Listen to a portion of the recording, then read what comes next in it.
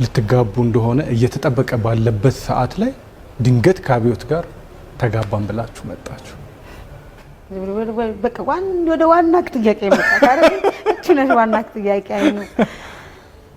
አዎ አንዳንዴ ሰው ያስባል፣ እግዚአብሔር ይፈጽማል። እኛ የምናስበው ሌላ ነው፣ የእግዚአብሔር ደግሞ መንገድ ሌላ ነው። አዎ እንዳልከው እንጌጅ አድርጌ ነበረ።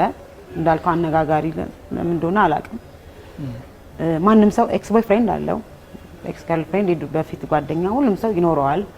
እኔ እንጌጅ አድርጌ ነበር። አዎ ለመጋባት ያው ቀለበት ሲደረግ ታገቢኛለሽ ወይ ነው። ለመጋባት ሁሉ ፈልግ ነበረ። ማንም ሴት ማንም ወጣት ሴት ማግባት የምትፈልግ ሴት ለማግባት ዝግጁ ሆና ሰው አውቆ፣ ጓደኞቿ አውቆ፣ ቤተሰብ አውቆ፣ አርቲስት ስትሆን ደግሞ ሁሉም ሰው አውቆ እንዲቀር አትፈልግም። ያው ግን የሁለታችን በቃ ጉዳዮች ነበሩ፣ የግል ጉዳያችን። ሞክረናል። የኔ ነው ጥፋቱ የሱ ነው ጥፋቱ ምናምን ለማለት አልችልም።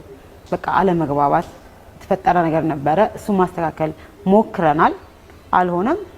ከዛ በኋላ በቃ ቆመ። አንዳንዴ ተጋብተክ